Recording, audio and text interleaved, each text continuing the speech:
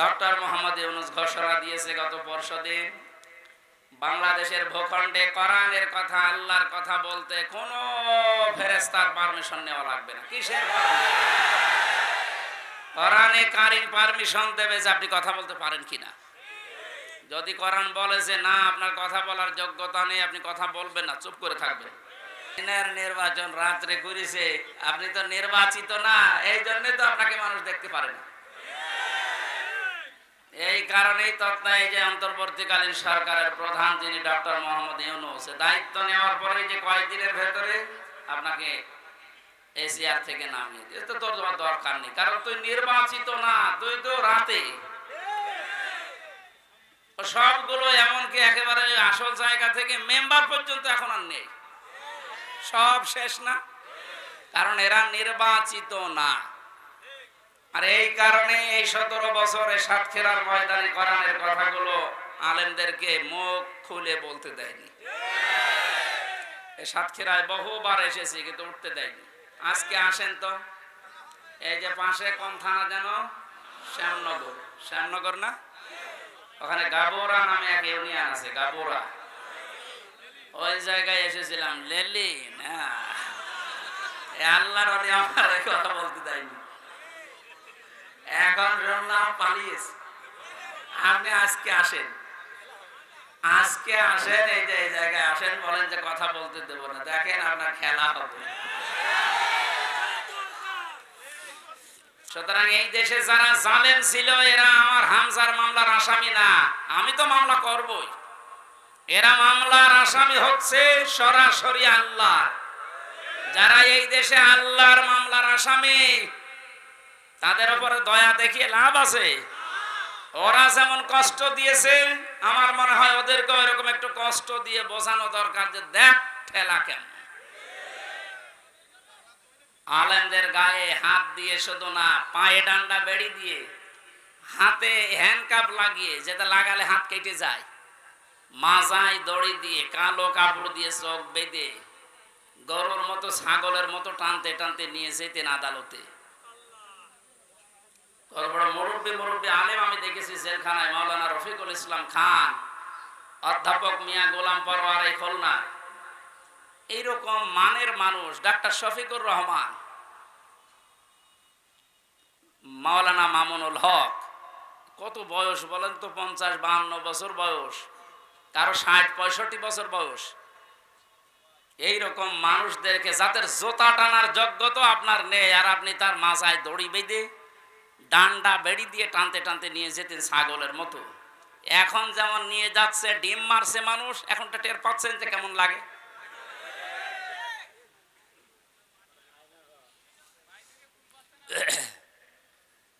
এখন যে শয়তানগুলো রিমান্ডে আছে, কয়েকদিনের পত্রিকা এবং এই যে ভিডিও আসতেছে, রিমান্ডে এখন তো আমাদের মতো কষ্ট এদের দিতে দিচ্ছে না, আদালত নাকি বলে দিয়েছে ওইসব দরকার নেই, খালি এমনি জিজ্ঞাসা করবেন। শুধু জিজ্ঞাসা করছে তাই নাকি কাঁদছে।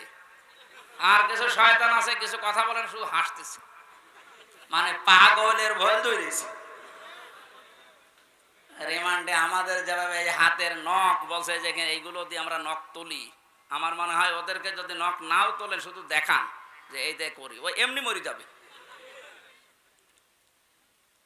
আমার ওই কাছের ঘরের ভেতরে মাটির নিচে যখন ওই যন্ত্রপাতিগুলো বের করে বলছিল যে এই দেখেন এইগুলো দিয়ে আমরা নখ তুলি, বলেন তো সব ওরা আর আমি একা, পৃথিবীর কেউ জানে না, সব থেকে বিচ্ছিন্ন। কেমন লাগে ওই সময়। আর আপনাদের তো তাও আদালত বলেছে না, কিছু বলবেন না, শুধু জিজ্ঞাসা করবেন। জিজ্ঞাসা করলে আপনি কাঁদতেছেন।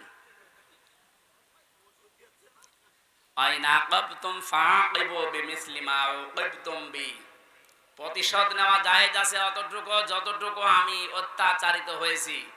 ডাক্তার শফিকুর রহমান এই জন্য ঘোষণা দিয়েছেন, যাদের কারণে 17 বছর এই দেশের জনগণের বিভিন্ন সাইডে, দিক এবং বিভাগে অত্যাচারিত, জুলুম, নির্যাতন, মিথ্যা মামলা, ঘরে থাকতে পারে না, চাকরি বাকরি দেয়নি, এবং মিথ্যা মামলা দিয়ে শুধু শেষ করেনি, মিথ্যা সাক্ষী সাজিয়েছে। শুধু মিথ্যা সাক্ষী দিয়ে শেষ করে দিলে হতো, বা সাজা লাগিয়ে কাউকে ফাঁসি দিয়েছে, কারো যাবজ্জীবন দিয়েছে। এইগুলো তো তারা জীবনে মাফ করবে না, কারণ যে ক্ষতি আপনি তার করে দিলে তার পরিবারের। এখন এই দেখে দেখে সব আইনের আওতায় এনে আপনাদের ঠিক এইভাবে বিচার করা হবে, আপনাদের বানানো আইন। কথা বলেন না কেন? সে আইন বানিয়ে রেখে গিয়েছিলেন, এখন আপনি মরবেন ঠিক ওই আইনে। আয়না ঘর আপনি বানিয়েছেন। আয়না মানে চারিদিকে আয়না দেওয়া না, কোনো আয়না নেই। ওই জায়গায় এখন আপনাকে 10 দিন রাখি, আপনি দেখেন যে মানবতার সাথে কি ঠাট্টা আপনি করেছিলেন। এরপরও টিভির সামনে এসে সাংবাদিকদের সাথে এসে আপনার বলতে লজ্জা করে না যে কেন জনগণ খেপে যাচ্ছে? আমি তো বুঝতে পারছি না। বুঝতে পারছেন না? এদিকে আসেন, আপনাকে বোঝাচ্ছি, জোরে কোদাল দিয়ে বোঝাচ্ছি। যা করেছেন আল্লাহর আরশ কেঁপে গেছে। এই জন্য আমাদের যিনি জাতির পিতা হযরত ইব্রাহিম আলাইহিস সালাম, তাকে আল্লাহ যে পরীক্ষাগুলো করেছিলেন জীবনে, ফিরি ফিরি জাতির পিতা তিনি হননি। 50টা পরীক্ষা দিয়েছিলেন। কয়টা? আল্লাহ পাক আমাদেরকে শোনাচ্ছেন আমরা যেন এরকম বাবার সন্তান হিসাবে গর্ববোধ করি। এদেশে আজও যারা এই কথা বলে, আমার কুষ্টিয়ায় ওই সময় যখন ছিলাম, ওই সময় যিনি এসপি ছিল, ওর নাম নিতে আমার ঘৃণা হয়। এই কোলাঙ্গার ও আমার নিজের অফিসে ডাক দিয়ে বলছে, আপনি জাতির পিতা, ওনাকে মানেন না? ইব্রাহিম আলাইহিস সালামের কথা বলে। কি গো? আমি বলি এ তো কোরআন বলিস। না, ওইটা বলা যাবে না। এই দেশ স্বাধীন করার জন্য জাতির পিতা যা করেছে ওনাকে ভোলা যাবে না। ভোলার দরকার নেই, ওনার কর্মকাণ্ড তুলে ধরেন।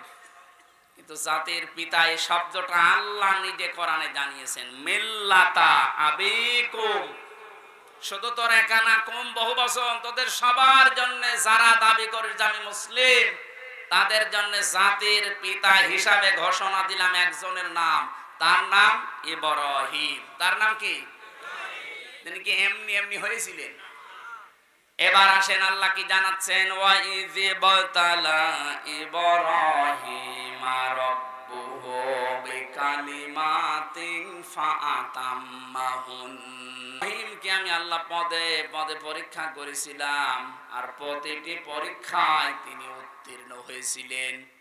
যতগুলো বাক্য দিয়ে, যতগুলো কাজ দিয়ে তাকে জীবনে পরীক্ষা করলাম, তোমাদের যিনি জাতির পিতা, তোমরা যার সন্তান হিসাবে গর্ববোধ করো, তোমাদের এই বাবা কোনোদিন ফেল করেননি। সাতক্ষীরার মানুষেরা আপনারা পরিচয় দিয়ে গর্ববোধ করবেন, কারণ আপনারাও ফেল করেননি।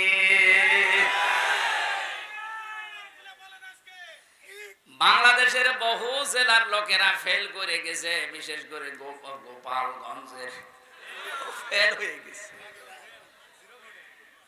ওদের যেগুলো এখন কীর্তিকলাপ বের হচ্ছে, সাতক্ষীরার কোন সন্তান যদি ফার্স্ট ক্লাস ফার্স্ট হয়, তার চাকরি হবে না। আর গোপালগঞ্জে বাড়ি হলে আমার মনে হয় 2 পয়েন্ট পেয়েছে, চাকরি পেতে দেরি হয় না।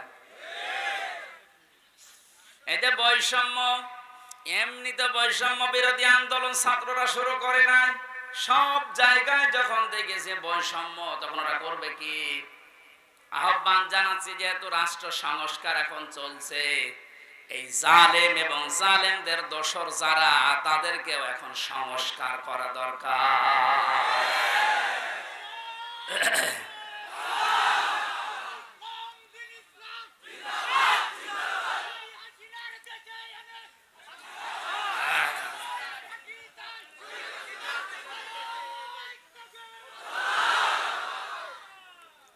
সাতক্ষীরাবাসী 50টা পরীক্ষার ভেতরে আমি পেয়েছি ঈমান সম্পর্কে পুরা কোরআনে আল্লাহ জানিয়েছেন, তোমাদের পিতাকে 10টা পরীক্ষা করেছিলাম। ঈমান সম্পর্কে 10টা পরীক্ষায় তিনি প্রতিটিতে উত্তীর্ণ হয়েছিলেন। তিনি সর্বপ্রথম ঈমান আনার জন্য খুঁজছিলেন যে কাকে বিশ্বাস করা যায়, কাকে বিশ্বাস করা যায়। আকাশের তারকা দেখার পরে মনে করলেন এইটাই আমার খোদা, এইটাই আমার রব।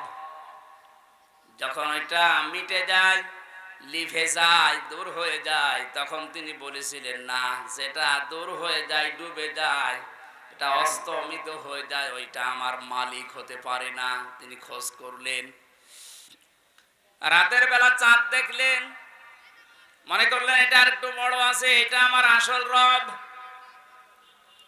সকালবেলা যখন দেখলেন না ওইটাও আর নেই, মিলিয়ে গেছে, বললেন না যেটা ডুবে যায় এইটা আমার মালিক হতে পারে না। কোরআনে কারিমে আল্লাহ সূরা আনআমের ভেতরে এগুলো আমাদেরকে শোনাচ্ছেন শিক্ষা নেওয়ার জন্য। এখানে একটা শিক্ষা বের হবে, ভালো করে তাকান। দ্বিতীয় নম্বরে, সকালবেলা যখন সূর্য দিগন্তে দেখলেন যে পূর্ব দিগন্তে সূর্য উঠেছে, আস্তে আস্তে যখন বড় হতে লাগে, প্রখর রোদ যখন হয়, তখন বললেন এইটা আমার রব হবে, এইটাই আমার খোদা হবে। সন্ধ্যাবেলা যখন ওইটা পশ্চিম আকাশে মিলিয়ে যায়, বললেন না যেটা অস্তমিত হয়, ডুবে যায়, ওইটা আমার মালিক হতে পারে না।